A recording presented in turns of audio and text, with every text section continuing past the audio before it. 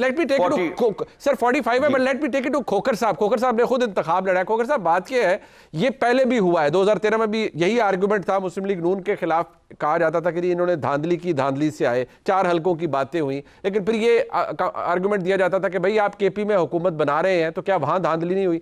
Bye and large ये argument repeat हो रहा है, बट इस टाइम इसका मैग्नीट्यूड बहुत ज्यादा है। आपने इंतखाब खुद लड़ा है, क्या ये इंतखाब मुस्लिम लीग नून के हक में रिग किया गया, या उनका आर्गुमेंट ये मौजूद है कि हमारे तो जी इतने नामवर लीडर हार गए अपना हलका, कुछ कह रहे हैं धांधली हुई, कुछ थे जिन्होंने कंसीड कर लिया कि जी वाकई हम फेर हारे हैं, जैसे ख्वाजा साद रफीक साहब है, तो फिर धांधली हुई या ना हुई? पहले तो मैं जवाब देना चाहूंगा जो डॉक्टर साहब ने भी कहा और आपके सवाल का एक हिस्सा था कि जो नामवर लीडर मुस्लिम लीग नून के हारे हैं, फिर वो कैसे हार गए। कल गालिबन अंसार अब्बासी साहब का एक कॉलम छपा है जंग अखबार में, जिसका उन्होंने टाइटल रखा था सियासत के खूबसूरत चेहरे। ख्वाजा साद रफीक साहब के बारे में उन्होंने लिखा कि उन्हें इस तरह की ऑफर दी गई इलेक्शन जिताने की कि उनका भी फॉर्म 47 बदल दिया जाए, लेकिन उन्होंने एक बावकार अंदाज में उससे इनकार किया और उन्होंने कहा कि नहीं, वो नहीं चाहते कि उन्हें जिताया जाए, बल्कि वो जो रिजल्ट आया है हल्के के अवाम ने उन्हें मैंडेट नहीं दिया, वो उसको कबूल करते हैं। इसी तरह मैं आपको बावसूख और अथॉरिटी के साथ ये मैं कह सकता हूँ कि खुर्रम दस्तगीर लक साहब को भी यही ऑफर दी गई थी, लेकिन उन्होंने भी ये फैसला किया कि नहीं, मैं हल्के का मैंडेट मुझे नहीं मिला और मैं भी बावकार तरीके से अपनी हार को एक्सेप्ट करता हूँ। तो जहां पर ये बड़े लोगों के नाम लिए जा रहे हैं, उसके पीछे एक और भी कहानी है, और वो अंसार अब्बासी साहब ने कल अपने कॉलम में भी लिखी। बाकी जहां पर आप अपर पंजाब पूरा उठाकर देख लें, उस पूरे अपर पंजाब के अंदर इस्लामाबाद की जो 3 सीटें हैं, या अटक की हो जाएं, जेलम की हो जाएं, चकवाल की हो जाए, पिंडी की हो जाए, वहां पर फॉर्म 45 एक अलग तस्वीर पेश कर रहा है। और फॉर्म 47 जिस तरीके से बाहर आए, उसके अंदर विनर्स और थे। लाहौर में आप मियां नवाज शरीफ साहब का हल्का उठाकर देख लें कि फॉर्म 47 के ऊपर जो एक मज़ाक़ा खेज किस्म की जो सूरत हाल सामने आई, जिसका मीडिया में काफी तिया पांचा भी किया गया, उस फॉर्म 47 का मियां नवाज शरीफ साहब के हल्के का, कि जिसमें 3 उम्मीदवारों के सिर्फ 0 वोट आए, यानी कि उन 3 उम्मीदवारों ने अपने हक में भी वोट खुद से ही नहीं डाला। तो इतना मज़ाक़ा खेज किस्म का फॉर्म 47 था मियां साहब के हल्के का। फिर इसी तरह आप कराची उठाकर देख लें, पूरा का पूरा कराची जो है, पीपल्स पार्टी ऑन रिकॉर्ड है कि कराची के जो नताइज हैं वो बदले गए।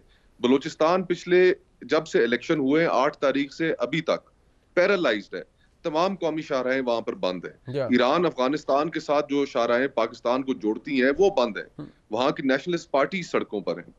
तो इस मुल्क में जो मैग्नीट्यूड है इन इलेक्शंस का, पीर साहब का बयान अभी आपने सुनाया, जीडीए अपनी जगह पर काफी एहतजाज कर रही है, मुजामत करने का इरादा रखती है।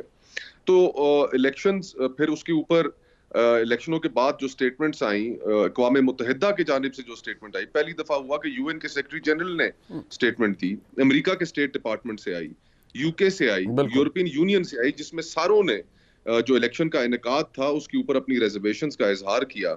अब सिर्फ अकेली एक मुस्लिम लीग नून है कि जो कह रही है कि नहीं, इलेक्शंस ठीक हुए हैं और पावर पॉलिटिक्स में डॉक्टर साहब तो डॉक्टर मुसद्दिक मलिक साहब तो ये नहीं कह रहे, बट सवाल ये है कि खोर साहब, पहले आर्गुमेंट 2018 में ये था, हम मुतअद्दिद प्रोग्रामों में हम सारे बैठकर यही बात करते रहे कि इमरान खान को लाने के लिए जो कुछ हुआ और जो ज्यादतियां मियां नवाज शरीफ के साथ की गई, उसके बेनिफिशरी इमरान खान बने।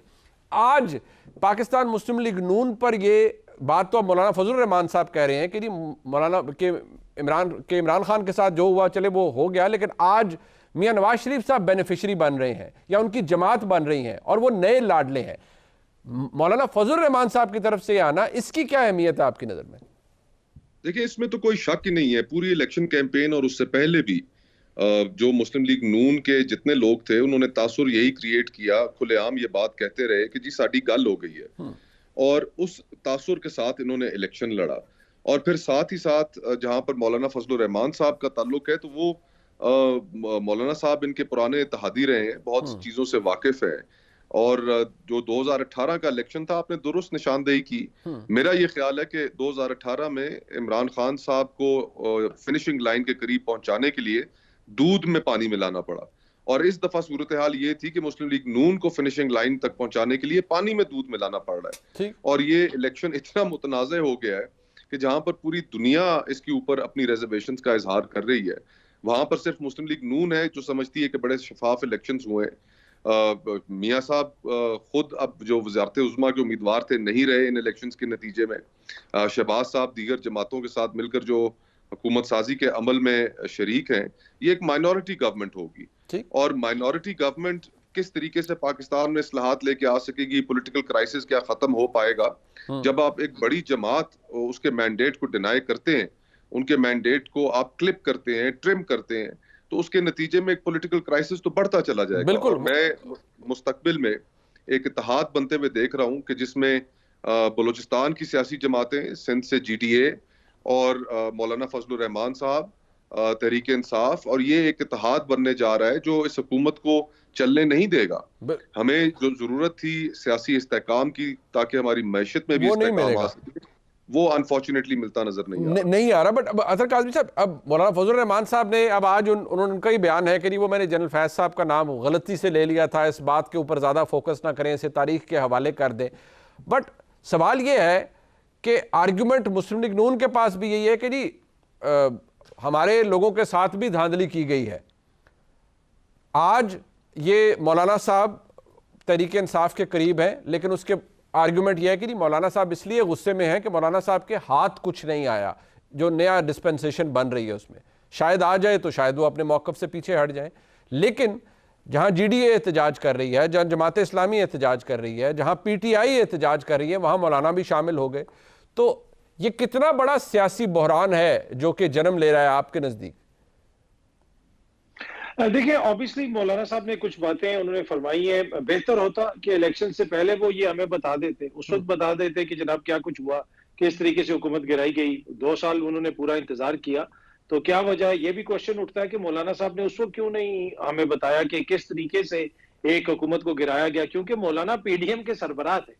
अगर आप PDM के ऊपर जिम्मेदारी डालते हैं और उनकी इत्तेहादी हुकूमतों जमातों पे, तो मौलाना तो खुद उसकी सरबराही कर रहे हैं। बिल्कुल। तो मेरे ख्याल में बहुत सारे क्वेश्चंस हैं जो मौलाना से भी पूछे जाने चाहिए कि भाई उस वक्त आपने क्यों नहीं इस चीज को रेस किया। बाकी ये है कि ये इस इंतखाबात के नतीजे में जो सूरत हाल है, क्या उससे कोई बहरान निकलेगा? देखिए मुनीब साहब, आपको चीजों को कॉन्टेक्स्ट में देखना पड़ेगा, तसलसल में देखना पड़ेगा।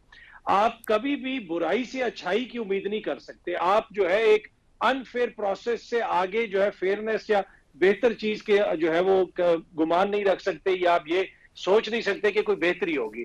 अभी अगर आप इलेक्शंस की तरफ चले जाएं, नताइज को तो आप बाद में छोड़ें, सिर्फ लाहौर शहर के अंदर 31 इंतखाबी निशान थे पाकिस्तान तहरीक इंसाफ के। क्या ये फेयर था? क्या इस तरह फेयरनेस होती है कि एक सियासी जमात से आपने इंतखाबी निशान ले लिया, ना जलसे की इजाजत, ना उनको जुलूस की इजाजत, तो उसके बावजूद भी जो है फिर ये नताइज सामने आए। अब ये कहा जा रहा है कि जनाब कि वो कोई भी कौमी सतह का लीडर नहीं रहा। नहीं, ऐसी बात नहीं है। अवाम ने वाज़े मैंडेट दिया है, अवाम ने वाज़े तौर पे बता दिया है कि जिनको ये भी नहीं पता था कि जनाब सिंबल क्या है, वो आएंगे या नहीं आएंगे, फिर भी उनकी अक्सरियत है। तो मेरे ख्याल में मैंडेट को तस्लीम करना चाहिए। आप कुछ अरसा पीछे चले जाएं तो जिस वक्त तहरीक इंसाफ की हुकूमत थी, हर नशिस्त वो हारते थे, और उनकी जो हुकूमत गिरी थी उसमें नून लीग के टिकट का भी बड़ा किरदार था, इसलिए कि नून लीग पॉपुलर थी। बिल्कुल। उनका बयानिया लोग पसंद करते थे। तो राजा रियाज साहब ने समझा कि मुझे नून लीग का टिकट मिल जाएगा तो मेरा मुस्तकबिल सिक्योर हो जाएगा।